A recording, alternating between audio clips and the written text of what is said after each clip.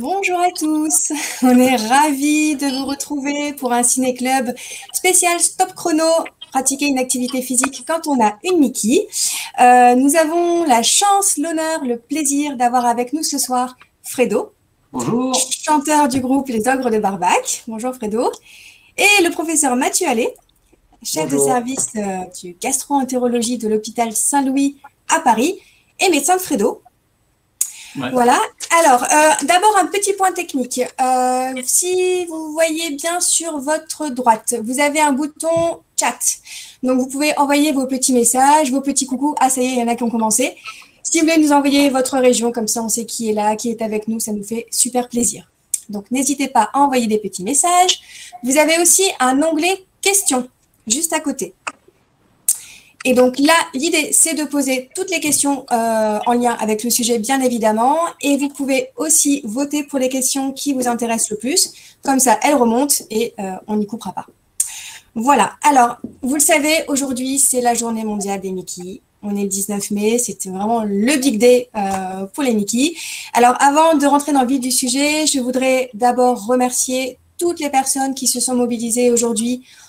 Évidemment, en premier lieu, les personnes malades et les proches qui ont été très nombreuses à prendre la parole sur les réseaux sociaux, à partager des posts. Donc, c'est hyper important pour briser le tabou. Donc, merci à elles. Un grand merci aussi aux médecins, aux professionnels de santé qui ont été nombreux à nous envoyer des photos, des vidéos. Donc, merci beaucoup. On sait que la lutte contre la maladie, c'est un travail d'équipe, patient-médecin. On en a un très bel exemple ce soir sur le plateau virtuel. Donc, merci à eux également. Merci bien sûr aux partenaires qui soutiennent la journée mondiale et la relayent. Et bien sûr, un immense merci à tous les bénévoles qui se mobilisent toute la semaine et qui proposent plein d'actions sur tout le territoire, en présentiel, en virtuel. Et donc, c'est grâce aux bénévoles, bien sûr, que la journée mondiale est cette année encore un grand succès. Alors, Ciné-Club, qui dit ciné, dit séance de cinéma. Donc, on vous propose d'abord de revivre en vidéo l'aventure Stop Chrono. Donc, c'est un court-métrage d'un petit quart d'heure. Donc, mettez-vous bien, vous préparez votre petite tisane, pas autre chose, hein, on reste sage. Et on se retrouve juste après pour discuter avec nos invités. Ils vont nous raconter tous leurs beaux souvenirs de leurs défis à New York. Et bien sûr, vous pourrez poser toutes vos questions sur la pratique de l'activité physique quand on a une Mickey au professeur Mathieu Allais. Bonne séance. Oui. Je m'appelle Fredo, je suis chanteur dans un groupe qui s'appelle Les Ogres de Barbac. C'est un groupe familial de chansons françaises, ça fait 25 ans qu'on parcourt les routes de France et d'ailleurs. En 2001, on m'a diagnostiqué une maladie de Crohn. En fait, plus tard, il s'est avéré que c'était une rectocolite hémorragique. Ce sont des maladies qui s'attaquent aux intestins et au côlon. Des maladies, en fait, dont on ne parle pas beaucoup. Des maladies un peu tabous. Pourquoi tabous? Parce que tout simplement, les conséquences de ces maladies sont des crises fulgurantes, des crises violentes, des crises très douloureuses, où l'on peut avoir du sang dans les selles, de nombreuses diarrhées. Alors vous imaginez bien que ce n'est pas une maladie dont on parle facilement. Et alors, j'ai lancé un projet qui s'appelle Stop Chrono pour parler de cette maladie. En fait, je vais courir le marathon de New York en novembre prochain. C'est pas des conneries, je suis pas un mytho, c'est vrai.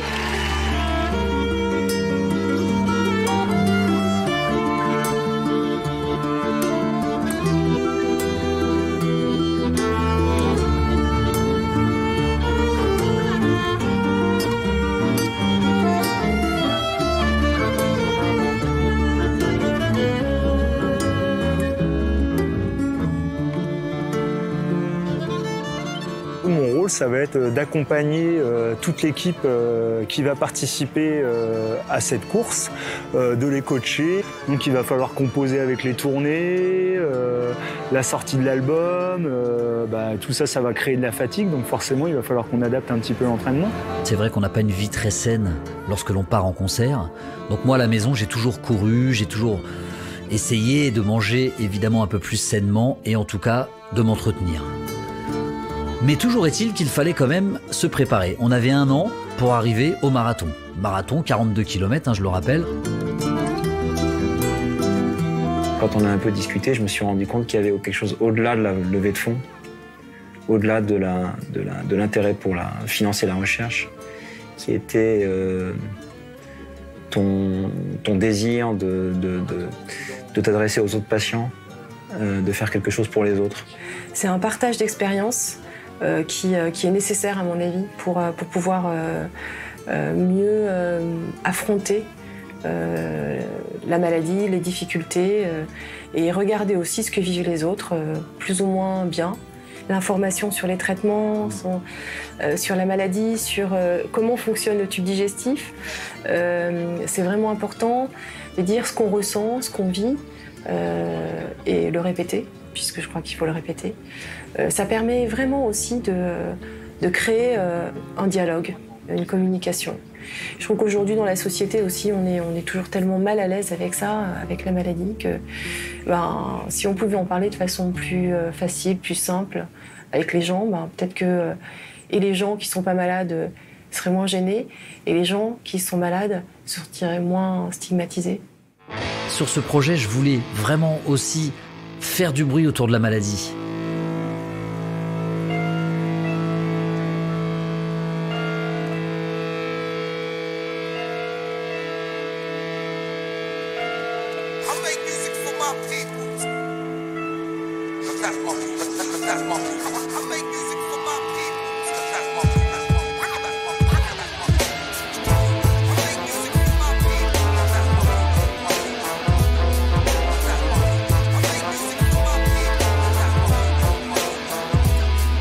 On est parti tranquillement, on a fait des exercices en salle, on a fait des sorties de plus en plus nombreuses, à vélo, à pied, on a fait de la natation.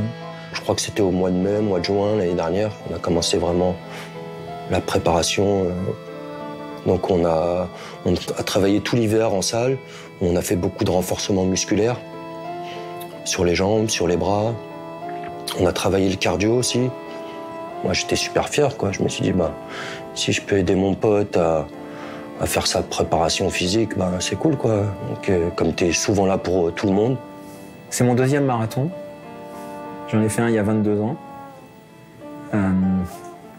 Après, j'ai toujours couru toute ma vie. Et là, je me suis mis en forme là, depuis quelques mois, donc ça, c'est plutôt sympathique, quoi. J'ai plus la pêche.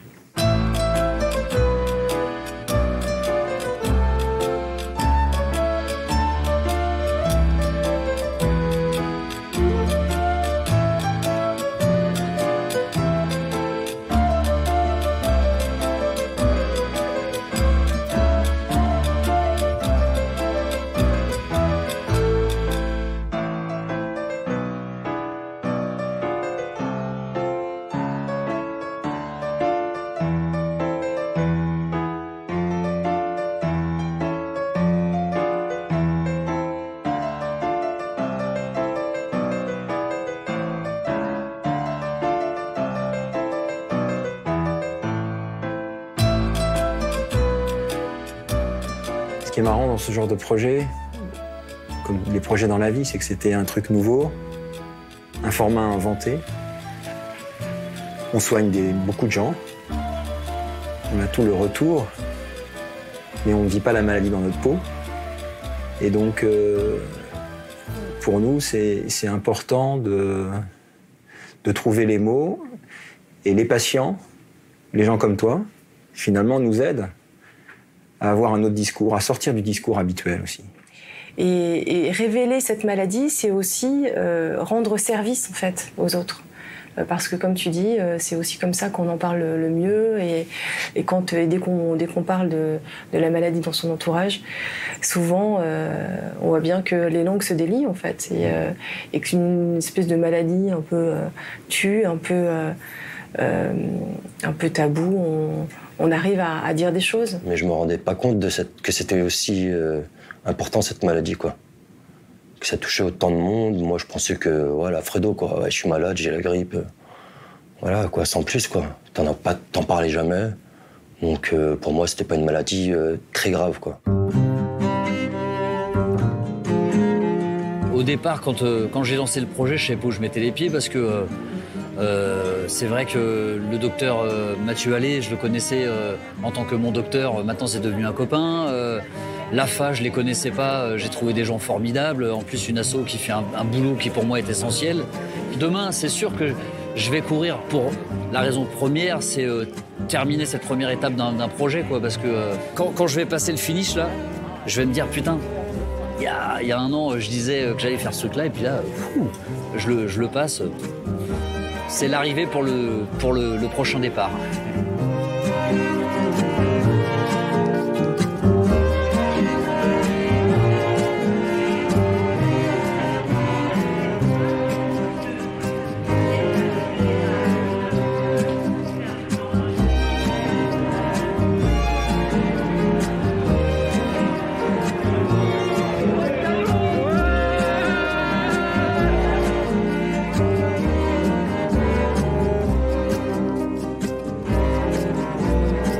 Ce qui m'intéresse, c'est quel que soit l'âge, quelle que soit la forme physique des gens, c'est d'inciter le mouvement. C'est l'élan. Quand je vois des gens qui sont fatigués, qui sont pas en forme, qui sortent d'une période difficile, les inciter à bouger, c'est vraiment les aider. Quand tu m'expliques qu'il y a des malades qui sont complètement mais abattus, qui font rien, qui sont désociabilisés, et quand je te vois toi, c'est tout l'inverse, quoi. Ta force, ton envie de vivre, elle prend le dessus sur la maladie. Et je pense que c'est une bonne symbolique de faire le marathon. Je me suis aperçu, tout au long de ces longues années de maladie, que lorsque j'étais sur scène pendant 2 ou 3 heures, je n'avais aucune crise. Est-ce que le sport provoque la même réaction? Eh bien oui. En tout cas chez moi, quand je cours, même si je suis en crise, je n'ai aucun problème. Donc je ne crois pas que le sport agisse directement sur la maladie, je pense que c'est le sport qui agit sur notre environnement, notre vie, et ça c'est bénéfique pour notre maladie, par ricochet. Que lorsque j'étais sur scène pendant 2 ou 3 heures, je n'avais aucune crise. Est-ce que le sport...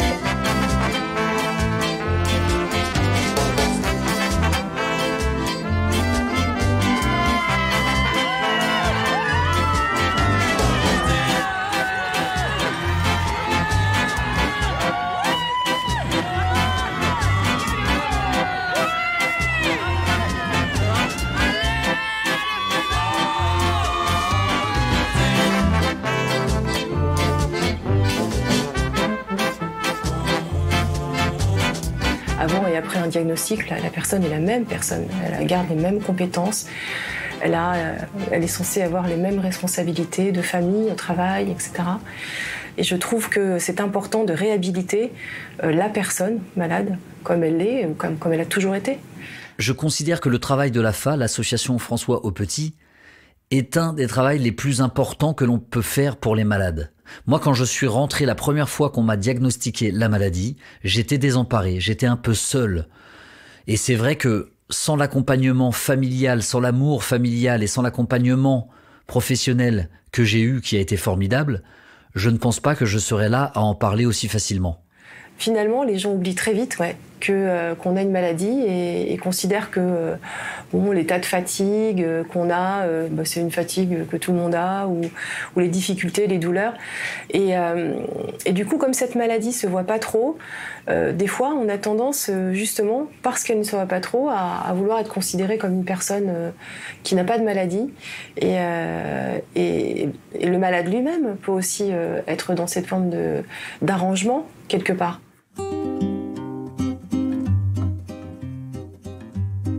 C'est les maladies qui sont génétiques. Il y a une part génétique. Mais on ne peut pas expliquer que la maladie augmente d'une génération à l'autre avec une maladie génétique. Donc il y a quelque chose dans l'environnement qui favorise ces maladies. Ça semble être des maladies écologiques. C'est-à-dire des maladies qui sont une conséquence de la dégradation de notre environnement. Donc de la pollution. Et puisqu'on parle de maladies de l'intestin, il est vraisemblable que la qualité de l'alimentation est impliquée. Donc ça, c'est un sujet qui est vraiment majeur. C'est-à-dire qu'à l'échelle de la planète aujourd'hui, il y a des maladies dont l'incidence augmente et qui sont liées à un déséquilibre entre l'hôte, son système de défense, et les microbes qui sont dans son intestin. Sans être alarmiste, je pense qu'il y a une réelle prise de conscience à avoir autour de l'alimentation et de son intérêt dans la santé. Enfin, c'est une évidence aujourd'hui, parce que c'est un sujet qui devient... qui est porté, dont les gens prennent de plus en plus conscience, mais c'est une réalité. Plus 10 morts, 10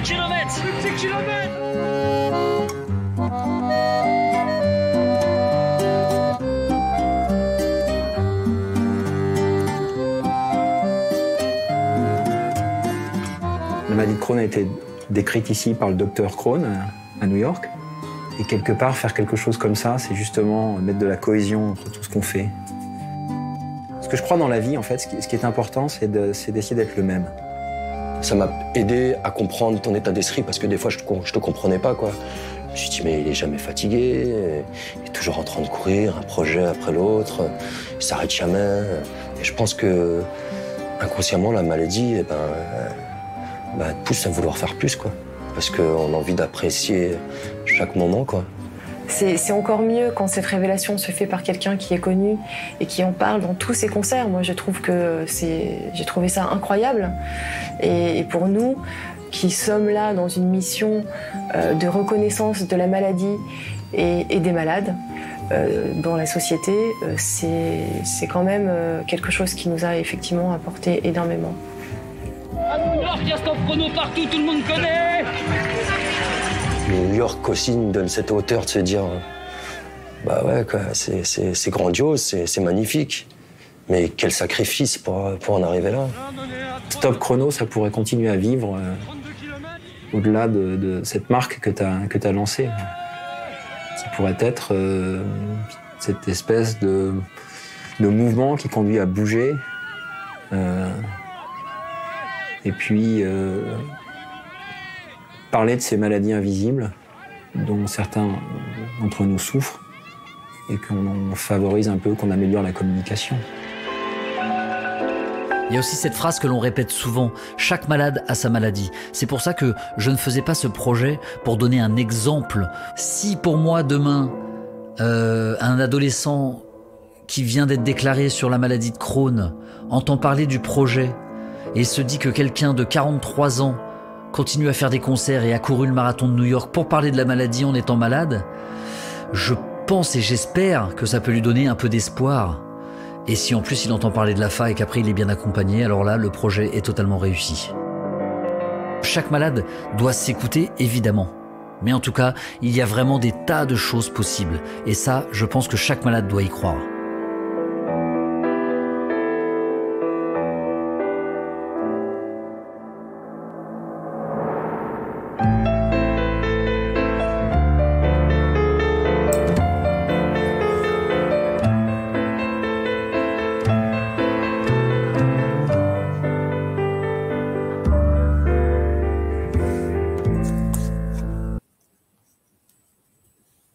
Hop là.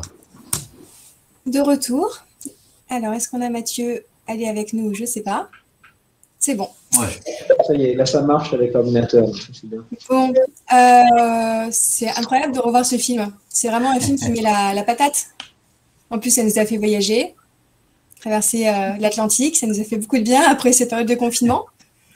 Ça vous fait quoi de revoir ces images? Ah ben, à chaque fois, moi, je suis ému quand je revois le film. Parce que du coup, je repars sur le début du projet, la première fois que je rencontre, enfin que je vais voir Mathieu pour le projet, ou dès le ici, voilà, ou dès le premier rendez-vous, tu m'as dit, mais toi, si tu cours le marathon, je vais le courir avec toi. Ah ouais, ah ben alors là, encore mieux. Et puis voir qu'on a été jusqu'au bout, qu'on l'a couru, que voilà, et puis c'est que des super souvenirs. Non, c'est vrai. Et oui, parce que du coup, ce qui est assez incroyable aussi dans cette aventure, c'est que ce soit une aventure comme ça, commune, avec entre un patient, son médecin. Toi, tu n'as pas hésité une seule seconde, Mathieu? Non, c'était d'abord, en fait, ce qui est rigolo, c'est que moi, j'ai soigné Fredo pendant des années sans savoir qu'il était chanteur. Un jour, je lui ai demandé, au fait, qu'est-ce que vous faites dans la vie? Et puis, j'avais découvert que c'était une star. Dans mon quartier. Avant de devenir copain, moi j'étais devenu un peu fan, donc voilà, maintenant je suis totalement. Et puis j'ai été séduit par l'énergie de Fredo et son enthousiasme, sa capacité à partager avec les autres. Et donc pour moi c'était assez évident, moi j'aimais bien courir. Alors j'avais pris un peu de poids, là j'ai revu les photos qu'on a prises il y a 2 ans pour en violer. On en a tous pris là. Et donc là, maintenant, c'était il y a 2 ans. Et en fait, grâce au marathon, j'ai perdu du poids. Ça, c'était bien. Et puis, non, c'était un bel... Et ce qui était sympathique, c'est que quand Fredo m'a dit qu'il voulait lever des fonds pour la recherche, Donc ça, j'ai trouvé ça super. Et puis, j'ai tout de suite appelé l'AFA. Et donc, j'ai eu Anne Buisson. Et puis, ce qui était super, c'est que ça a démarré tout de suite, quoi. L'idée était bonne. Les projets comme ça qui marchent bien, c'est bien. Bon. Et comment vous vous êtes préparé du coup? Enfin, parce que quand même, Fredo, tu n'étais pas un marathonien, toi, si Non. De base. Non, après, j'ai toujours couru, comme je l'explique un peu dans le film, entre chaque tournée, j'essaye de remettre un peu les pendules à l'heure. Et du coup, j'ai toujours quand même pratiqué soit la course, soit le vélo. Après, l'entraînement, je pense que c'était quasiment sur une année. Donc, moi, sur Cergy, avec Yazid, le coach sportif, j'ai fait pas mal de salles, de renforcement musculaire. Après, de mon côté, je courais quasiment 2 ou 3 fois par semaine. Pendant les tournées, je faisais du vélo, assez souvent. J'ai beaucoup moins, on va dire, je suis resté beaucoup moins tard après les concerts que mes camarades. Je me suis couché plus tôt. En fait, j'ai passé une année quand même à faire un peu attention. Après, c'était pas non plus drastique, c'était une bonne année. Et puis, je pense que j'ai continué. Bon, j'ai repris un peu de poids depuis le marathon, là, quand je vois les images, justement. Mais en tout cas, oui, moi, je continue, je cours régulièrement, je fais pas mal de vélo. Et dès que je peux, de toute façon, j'essaye de refaire du sport. Alors, bon, là, évidemment, on parle quand même de sport de haut niveau. Un marathon, a priori, c'est pas donné à tout le monde de le réaliser. Alors, moi, j'aimerais quand même qu'on revienne un petit peu sur le principe d'activité physique adaptée. Est-ce que Mathieu, tu peux nous expliquer un petit peu la différence entre finalement l'activité physique adaptée et le sport comme ça de haut niveau? En quoi ça consiste exactement? Je crois que c'est d'abord l'activité physique, elle devrait être adaptée pour tout le monde. En fait, si on n'est pas habitué à faire du sport, il faut le faire de façon progressive. Je pense que pour les patients qui ont une maladie inflammatoire intestinale, c'est réellement au cas par cas que l'activité doit être proposée. Il y a effectivement des situations où ça va être difficile d'avoir une activité physique et ça dépend de quel type d'activité physique aussi. Donc, je crois que c'est réellement... il ne faut pas forcément chercher la performance. Je crois que l'esprit, c'est réellement de voir la situation de chacun. J'ai regardé dans les questions, il y a des patients qui ont une diarrhée, par exemple, des selles très fréquentes pour lesquelles aller courir, c'est problématique. Je pense qu'effectivement, il faut essayer de trouver des solutions, avoir une activité physique qui est possible. Ça peut être d'autres sports que de courir, par exemple. Il y a des patients qui ont des douleurs articulaires ou qui sont en surpoids pour lesquels un rhumatologue déconseille une activité physique. Ben justement, en tout cas, ce que je crois, c'est qu'il n'y a pas de contre-indication. Ça, c'est le point important. Il y a toujours des solutions. Donc, effectivement, quand on est dans une situation, un patient qui a une situation, la réponse va être au cas par cas. Et donc, je crois qu'il faut faire marcher le bon sens. Il y a aussi une question sur activité physique et fatigue. Comment faire quand on est fatigué? Bah, là, il y a un côté un peu...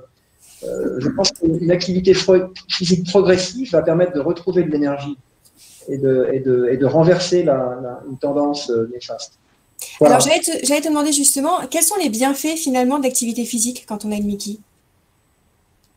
Je crois qu'il y a des bienfaits pour tout le monde déjà. Je pense que ça permet d'avoir l'esprit qui est peut-être occupé à l'activité physique, donc ça permet de s'évader un petit peu du quotidien parfois. Ça permet de mieux gérer son stress, il me semble. Je crois que ça a un impact très positif sur le moral, sur le sommeil également. Il me semble que si on a une activité physique régulière aussi, ça va un peu entraîner de façon vertueuse une tendance à une meilleure alimentation.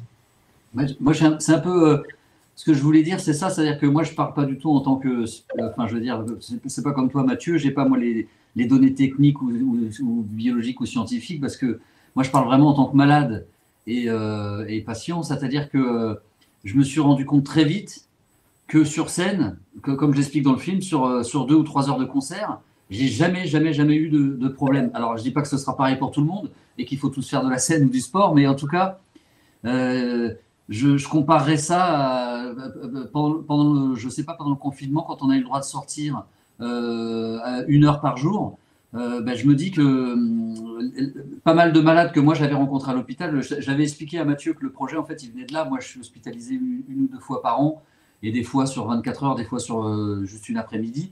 Et souvent, quand je rencontre d'autres malades, on discute un petit peu. Et je me suis aperçu que on n'avait pas du tout la phrase que j'aime bien, c'est chaque malade a sa maladie. Mais je me suis aperçu que j'avais pas du tout la même vie que d'autres malades qui m'expliquaient qu'ils étaient vraiment enfermés dans une chambre. Et je me suis retrouvé, moi, à la déclaration de ma maladie. C'est vrai que j'ai passé les 3 premiers mois quasiment enfermé, à me dire ma vie est foutue, je ne ferai plus rien, ou un peu déprimé, et avec toutes ces questions qui n'ont pas vraiment de réponse tout de suite. Et donc, c'est un petit peu le bazar comme ça. Et en fait, moi, je me souviens de ma 2e hospitalisation où j'ai eu une crise assez grave. Je pouvais à peine marcher. Et des copains venaient et tous les jours, on faisait un quart d'heure de marche. Ils devaient quasiment me porter pour faire ce quart d'heure de marche. Et je pense que, voilà, moi je ne dis pas de faire le marathon, je ne dis pas de faire des exploits extraordinaires à vélo, à pied, à cheval ou en natation. Mais en tout cas, je pense qu'il y a vraiment, moi, il y a eu un effet positif et j'espère que ça pourra avoir un effet positif pour pas mal de malades. C'est même 5 minutes par jour, sortir, faire le tour du jardin ou le tour du quartier ou le tour de la forêt d'à côté. J'ai l'impression, en tout cas moi, que ça a un impact, comme je le dis, par ricochet, parce qu'on sort, parce qu'on se sort la tête, parce que pendant ce temps-là, on ne pense pas à la maladie, parce que quand on est seul face à soi-même dans sa chambre à penser à sa maladie, on pense finalement qu'à ça. Donc moi, vraiment, cette envie de courir, elle est venue avec cette réflexion de la scène. Tiens, j'ai rien sur scène. Et ben, si je cours pendant 2 heures, qu'est-ce qui se passe? Et donc, j'ai essayé. Et effectivement, j'arrivais à bloquer complètement les effets de la maladie. Et je parle vraiment, quand je suis en période de crise, je suis malade de RCH. Donc, je suis dans ma chambre et toutes les 5 minutes, je vais aux toilettes. Et pourtant, j'arrive à courir 1 heure et demie, 2 heures. Et pourtant, j'arrive à aller sur scène pendant 2 heures. Donc, voilà, j'avais envie de creuser un petit peu ce truc-là, sans dire que c'est universel et que c'est pour tous les malades. Mais en tout cas, moi, ça a fait ça. Alors, on a quand même quelques chiffres intéressants parce que je ne sais pas si vous avez pu voir tous, mais on a sorti les premiers résultats de l'enquête Regard croisé sur les Mickey qui montrent vraiment l'impact de la maladie sur la vie quotidienne des malades. Et concernant l'activité physique, on a quand même quelques chiffres intéressants. On a 75% des patients qui estiment l'impact positif de l'activité physique sur la qualité de vie, 73% sur la gestion du stress, 65% sur le sommeil et 55% sur la fatigue. Et toutefois, 2/3 des patients déclarent avoir dû renoncer ou réduire leur pratique sportive. Ouais. On a beaucoup de témoignages comme ça de gens qui ont peur finalement, soit de se mettre à l'activité physique, ont peur de se faire mal aussi, tout simplement. Et qu'est-ce qu'on peut leur dire pour les rassurer? Quand on sort d'une période difficile, si par exemple on a eu une poussée, qu'on a perdu du poids, qu'on est très fatigué, etc., surtout si on a eu de l'inflammation, de l'anémie, il va forcément y avoir une période de réadaptation. Il va falloir remonter la pente. Et donc c'est ça qui est psychologiquement important, je pense. De même pour quelqu'un qui arrête de faire du sport et qui n'a pas une pathologie, il y a un côté initial de volonté. Et donc, à l'inverse aussi, il y a également aussi beaucoup de patients qui ont une fatigue qui persiste malgré un bon contrôle de la maladie, malgré l'absence d'inflammation, l'absence d'anémie. Hein. C'est très souvent rapporté par les patients. Et là, je pense que dans ce cadre-là, une activité physique régulière va avoir un impact très positif. Et puis, tu l'as dit, Ève, les données sont quand même assez aussi importantes sur la gestion du stress. Donc ça, je pense que c'est quelque chose qui est rapporté par tous les gens qui ont une activité physique régulière. Quand on est un peu habitué à faire du sport, le stress devient l'activité physique devient comme un besoin et permet de trouver un équilibre. Et je crois que c'est ça aussi qui est important, c'est de comprendre que la maladie parfois provoque un déséquilibre et que finalement il faut dans la mesure du possible essayer de rétablir cet équilibre. La bonne santé est associée à un équilibre. Ne pas forcer, se reposer mais pas trop. Je pense que finalement, si on se repose trop, finalement, ça a un effet négatif. C'est pour ça qu'une activité physique régulière, c'est bien fait. Là, on a une question, justement, on nous demande si le sport peut déclencher une crise. Ah non, ça je ne crois pas. Alors, Si, j'ai vu une fois un patient qui est venu me consulter pour une suspicion de maladie de Crohn, et c'était un jeune homme de 35 ans qui faisait du trail en altitude. Donc, il faisait plusieurs marathons à une altitude 3 ou 4 km. Et finalement, chez lui, on a suspecté une ischémie intestinale. Donc, ce n'était pas une maladie de Crohn. Donc là, c'est vrai qu'il y a des situations extrêmes de quelqu'un qui va pousser excessivement l'activité physique. Il peut y avoir un problème d'irrigation de l'intestin par le sang. Et ça, c'est exceptionnel. Dans le contexte de l'inflammation, non. On sait aussi, par exemple, quand on est en poussée, qu'il y a une augmentation du risque de thrombose. Et le fait d'avoir une activité physique, de marcher, de maintenir un petit peu d'activité physique, va protéger contre ce risque de thrombose. Donc voilà des exemples. Donc une activité physique est essentielle. Il ne faut surtout pas descendre à 0 activité, même quand on est…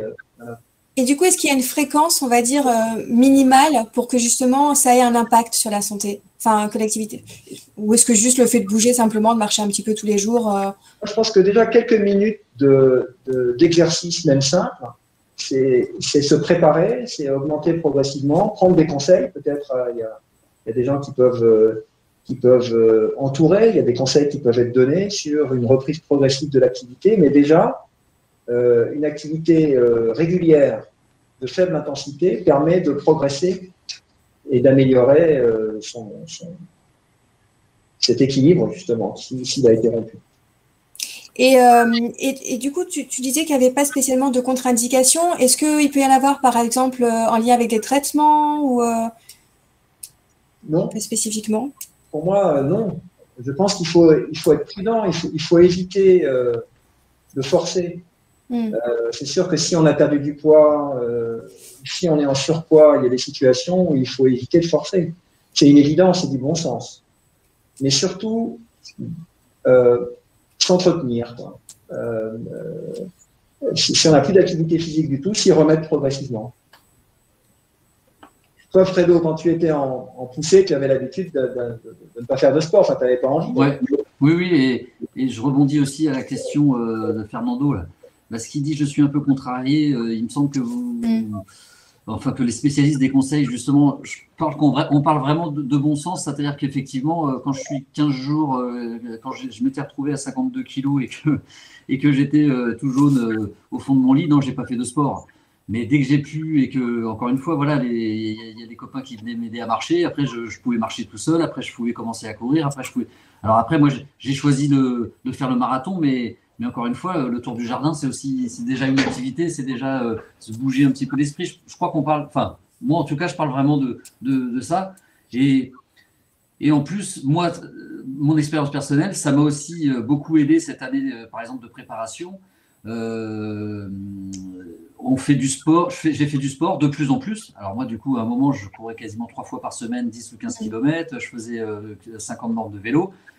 Ben, le soir, j'avais pas du tout envie de manger quelque chose d'un peu gras ou crado. J'avais envie de manger du sain, du frais. Et j'ai l'impression qu'il y a tout un cheminement comme ça, même inconscient, qui se met en route. J'avais envie de mieux dormir, donc je dormais. Enfin, moi, j'ai des problèmes d'insomnie, mais je dormais quand même mieux.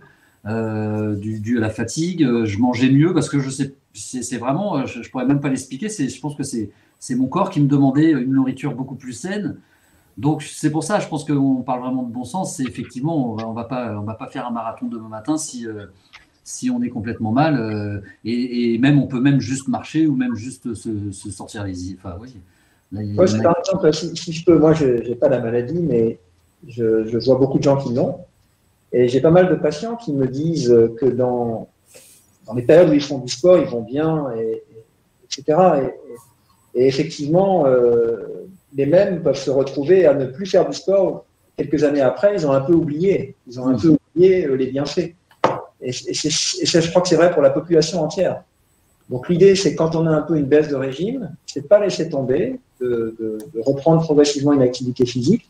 Je crois que vraiment, y compris les rhumatologues, par exemple. Pendant très longtemps, les rhumatologues déconseillaient toute activité physique à leurs patients, dès qu'ils avaient un peu de rhumatisme. Je crois que c'est quelque chose qui a changé aujourd'hui, y compris chez les gens qui ont des rhumatismes inflammatoires. Donc, je crois qu'il faut poser la question au médecin, mais il n'y a pas, à mon avis, de situation spécifique où il y a une contre-indication formelle à toute activité physique. Certains patients peuvent peut-être aller plus vers l'activité de piscine s'ils ont des problèmes articulaires, plutôt que de courir. Hein. Le vélo aussi peut être une bonne solution, par exemple, ou la gym.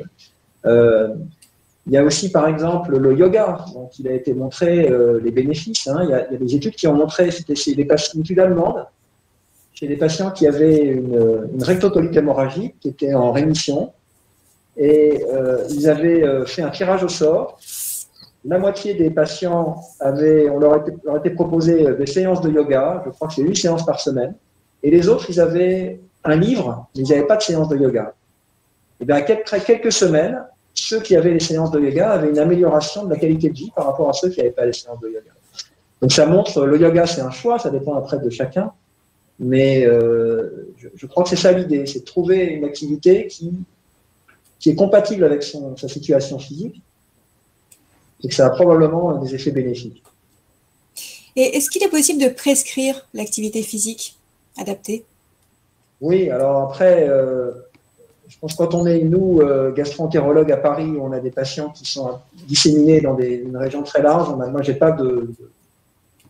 n'ai pas d'endroit spécifique. Si je prescris quelque chose, ça va, je ne sais pas trop ce que les patients vont faire de l'ordonnance. C'est là l'association François Aupetit, où on peut peut-être essayer de trouver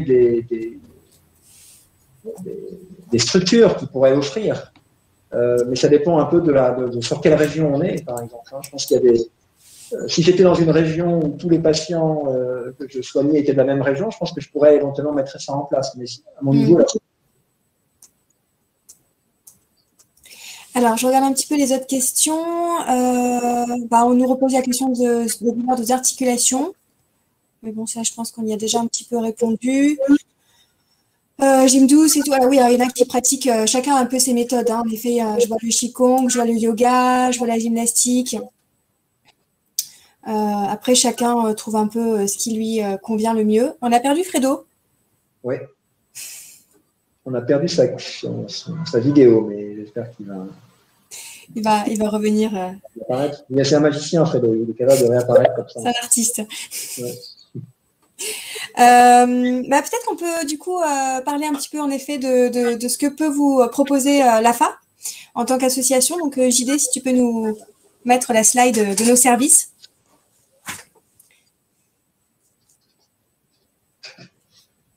Voilà, alors vous êtes nombreux du coup à vous poser la question de comment se mettre à pratiquer une activité physique qui soit vraiment adaptée à votre état de santé et aussi à votre motivation, hein, certainement. Et donc on a une permanence pour nos adhérents avec notre coach Petia Popova. Donc vous avez son adresse qui apparaît, donc sport@afa.asso.fr. Donc, elle est là vraiment pour vous guider et vous orienter.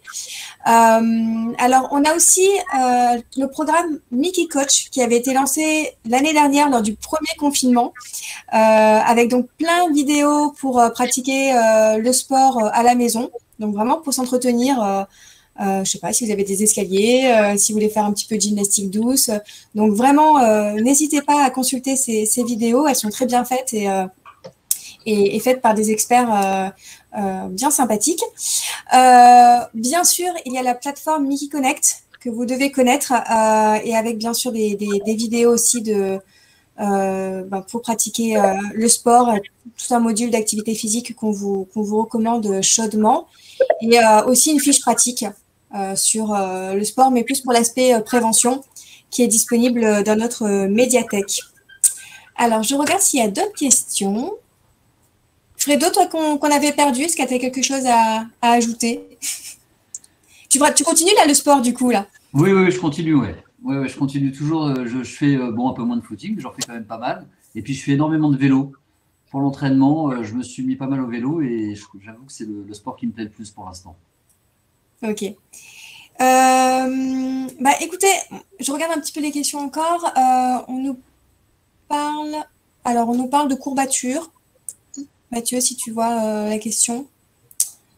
Alors, j'ai de grosses courbatures dès que je fais un minimum de sport. Est-ce que cela peut être dû à Crohn ou à mon traitement qui est le Stellara. Bon, après, on rentre dans des cas… Le Stellara ne devrait pas donner de courbatures. Il y a les patients qui sont opérés peuvent éventuellement avoir des carences qui peuvent expliquer parfois certaines douleurs musculaires, mais je crois que non. Je crois que c'est, encore une fois, l'idée est de pas forcer. C'est un peu normal d'avoir des courbatures quand on fait une activité physique. Hein. Fredo, tu avais des courbatures, toi, je pense. Tu en as de temps en temps encore. Ouais, rarement. En tout cas, en avoir, c'est pas forcément très mauvais signe, mais ce qu'il faut, c'est sûrement adapter son entraînement. Et je crois que ce que vous offrez comme service avec une coach qui donne des conseils, c'est vraiment quelque chose d'excellent. Après, je vois dans les questions, il y a des patients qui ont des situations spécifiques. Ouais. C'est à discuter avec son médecin. Ouais. Hein, parce qu'il y a des gens qui vont avoir des selles impérieuses. Alors là, je ne vais pas rentrer dans les détails, mais il y a parfois quelques solutions qu'on peut trouver au cas par cas. Mais ça dépend de quelle est la situation. Est-ce qu'on parle d'une maladie inactive ou une maladie active? Est-ce qu'il y a des séquelles liées à la chirurgie, par exemple? Dans ce cas-là, on peut trouver des solutions au cas par cas. Il n'y a pas de sport qui soit non recommandé. Enfin, en tout cas, tous les sports violents peut-être. Non, bon après c'est encore une fois au cas par cas, mais je pense que si on vient, par exemple, d'être opéré, qu'on a des cicatrices qui sont récentes, il faut bien sûr prendre l'avis du chirurgien avant de faire une activité physique forte. Les sports de combat, ça dépendrait de la situation, mais en dehors de situations très spécifiques chez quelqu'un qui a eu une complication récente de sa maladie, non, je vois pas de raison de contre-indiquer. Après, il faut être prudent. Mais un peu d'imprudence, c'est pas mal aussi. Je pense que ça permet justement de trouver cet équilibre qui nous est nécessaire. On a besoin un peu d'évasion.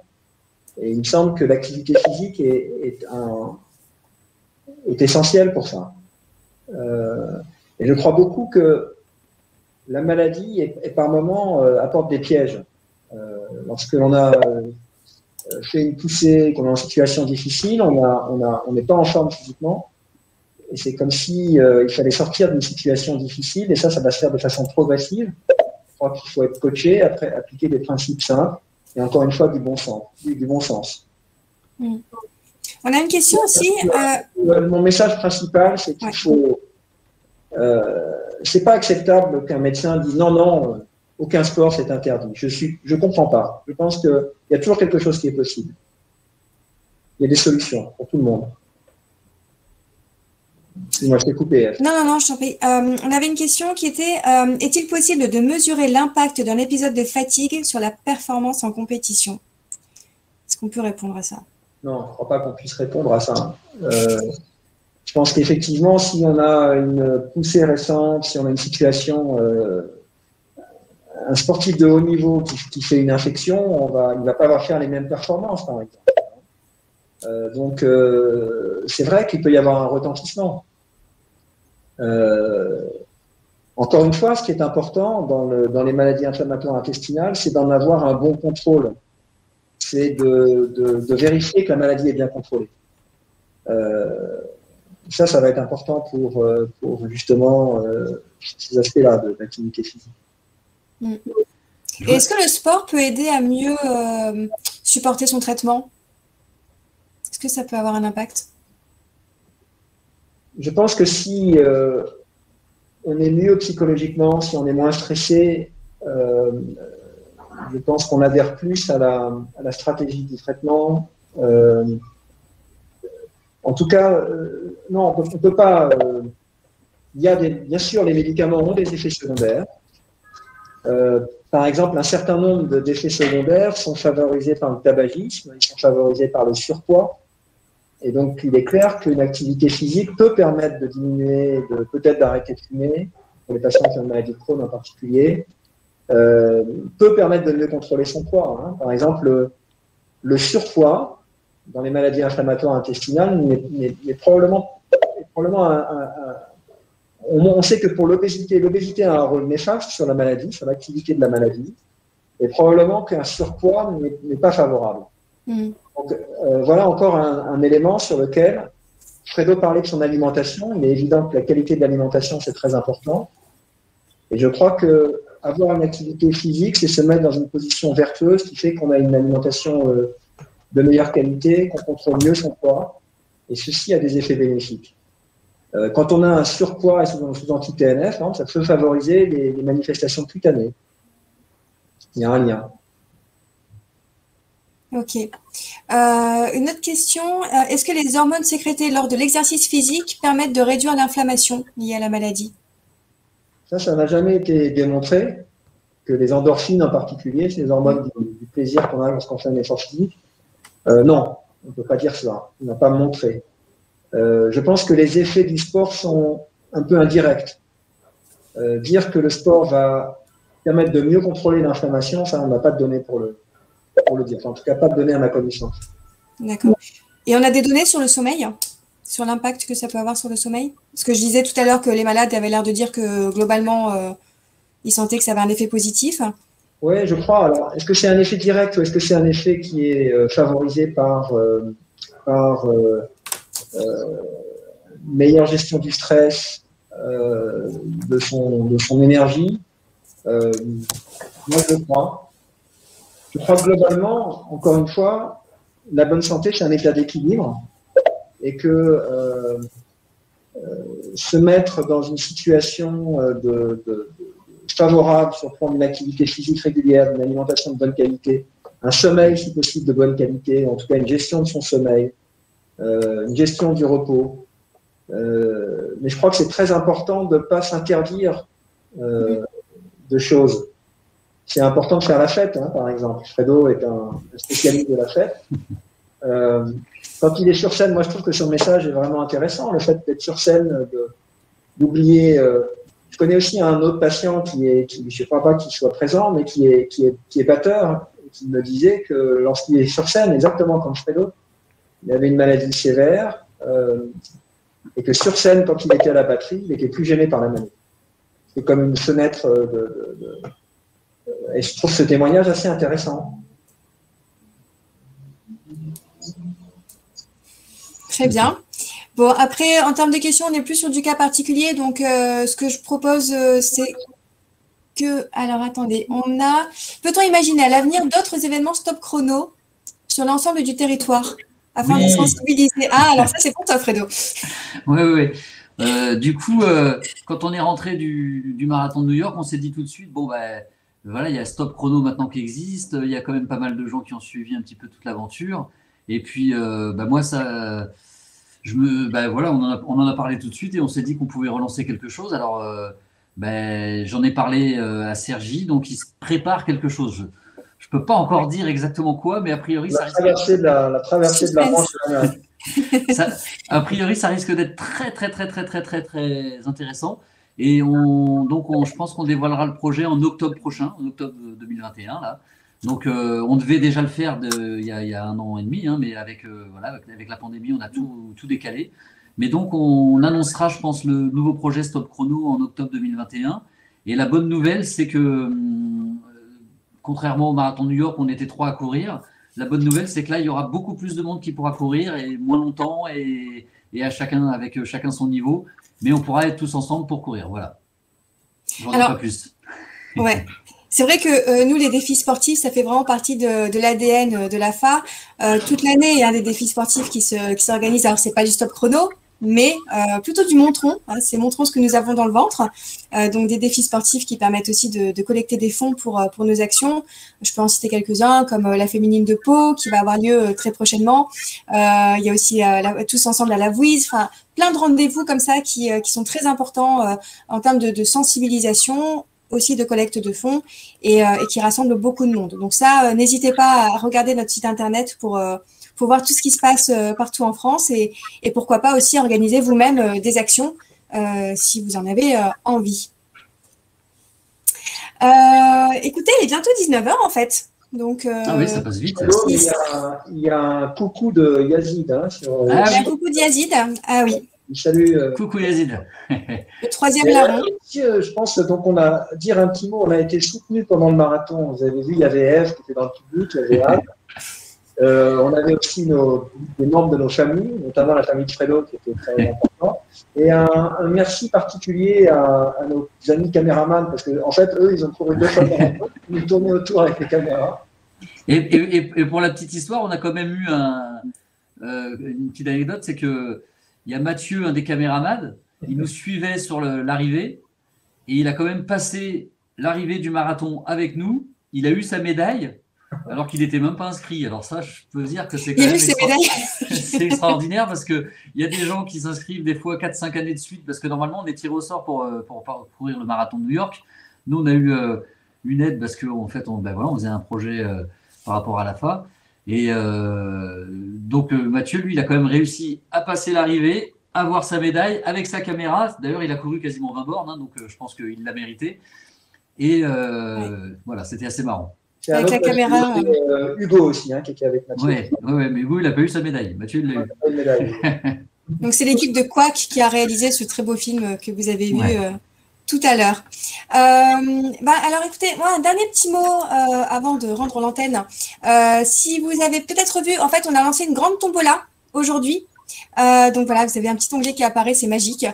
Si vous souhaitez y participer, donc une tombola, vous avez jusqu'au 21 juin pour tenter votre chance. Il y a plus de 200 lots à gagner, c'est très très beau. Il y a la participation de 2 autres célébrités, à savoir Clémentine Sélarié et Benabar, donc voilà, qui propose des rencontres privilégiées. Donc, n'hésitez pas à tenter votre chance. Et pour information, les sommes collectées permettront de financer les actions de soutien aux jeunes malades de Mickey. Voilà, donc c'est très important pour leur offrir un avenir meilleur. Je vous propose peut-être de finir en musique. Ah bon, comment? Ça alors, on a un chanteur sur scène. Bon, on va voir par rapport au son. Hein. On va voir si on perd des gens du coup. Alors, attends, je mets ça comme ça. Bon. Je sais pas si... tiens, regarde, je vais m'aider avec mon... Une petite chanson de circonstance, justement, par rapport à tous les sports qu'on peut pratiquer. Hein. Ça va, ça passe la guitare aussi? Nickel. Pour me rendre à mon bureau, j'avais acheté une auto, une jolie traction avant qui filait comme le vent. C'était en juillet 39, je me gonflais comme un bœuf dans ma fierté de bourgeois d'avoir une voiture à moi. Mais 20 septembre, et je pars pour la guerre. 8 mois plus tard, en revenant, réquisition de ma 11 chevaux légère, fracas provisoirement.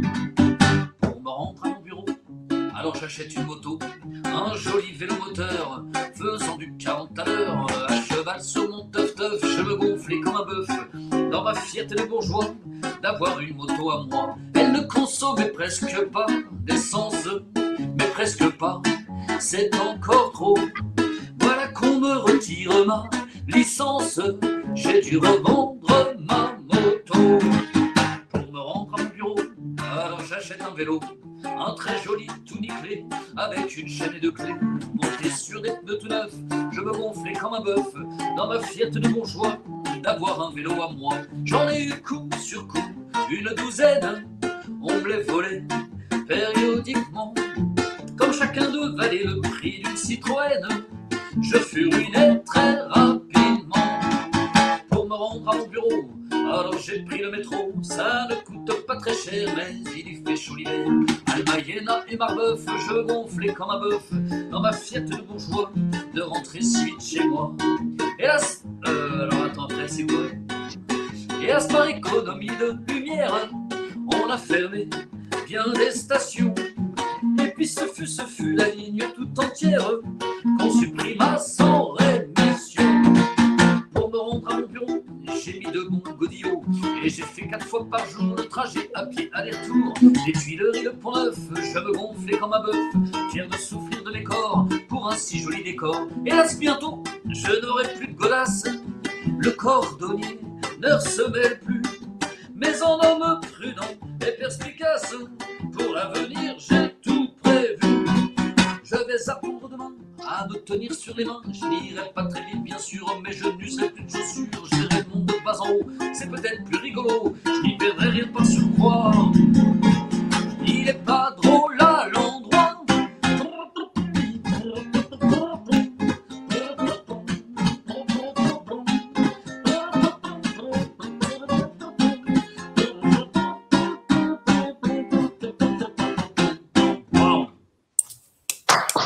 ben, merci pour ce petit interlude musical.